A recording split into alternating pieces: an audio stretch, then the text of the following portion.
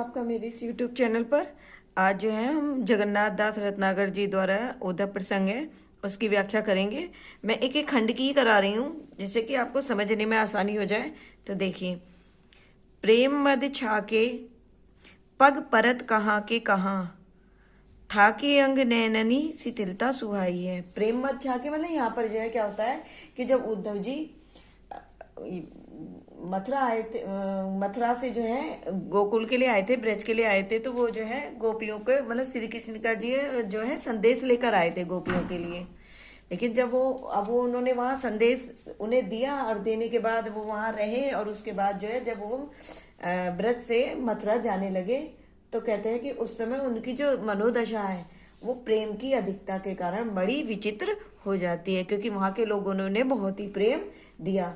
तो उस समय जो उनकी दशा थी उसी का वर्णन यहाँ पर कवि ने किया है कि प्रेम मद छाके पग परत कहाँ के कहाँ। प्रेम मद छाके, छाके मतलब भर जाना, प्रेम मद प्रेम के नशे में, पग माने पैर और परत माने पड़ रहे, कहाँ के कहाँ।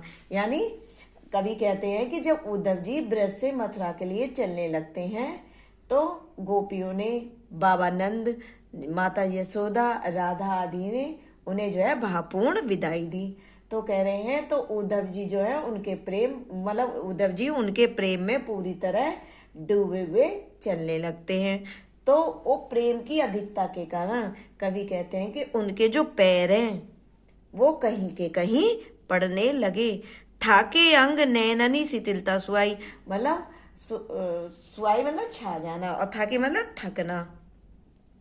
सुहाई छा जाना और थाकी का मतलब है थक जाना, अंग अंग, नैन मतलब आंखें।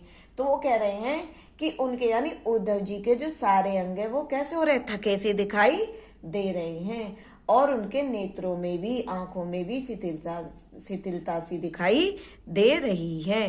कहे रत्नाकर यूं आवत चकात उधो, मतलब आवत मतलब आना, चकार मतलब चकित। तो रत्नाकर जी कहते हैं कि उस समय उद्धव इस प्रकार चकित हुए चले आ रहे थे, मानो सुधियात, मानो सुधियात, सुधियात मतलब ध्यान करते हुए, कोई बात याद करते हुए, कोई भावना भुलाई है, भावना मतलब बात, कि मानो मतलब मानो कोई भूली ही बात को याद कर रहे हूँ।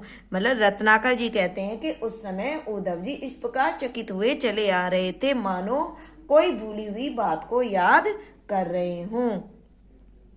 धारत धरा पे न उदार अति आदर सो, धारत धरा पे, धारत मतलब रखना, धरा भूमि, पे मतलब पर, और अति आदर मतलब अत्यधिक सम्मान के कारण। तो क्या कह रहे हैं, वो कह रहे हैं, कवि कहते हैं कि अत्यधिक सम्मान के कारण, अत्यधिक सम्मान के कारण वो जो है इन उपहारों को धरती पर नहीं रख रहे।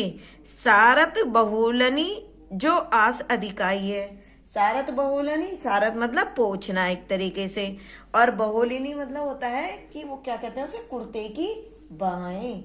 आंसू अधिकाई, आंसू अधिकाई का मतलब है आंख से आंसू बहना। सारत बहुलनी, सारत मतलब पोंछना और बहुलनी, बहुलनी का होता है कुर्ते की बाह, और आस अधिकाई आंखों से आंसू भर जाना। साथ ही वो क्या कह रहे हैं, साथ ही वो कह रहे हैं कि प्रेम की अधिकता के कारण मतलब गोकुल वासियों ने बड़े प्रेम से ये जो उपहार श्री कृष्ण को भेंट में देने के लिए दिए, वो कह रहे हैं कि तो उद्धव जी जो है अपनी आंखों से बहते हुए आंसुओं को अपने कुर्ते की बाह से पोंछते जा रहे थे।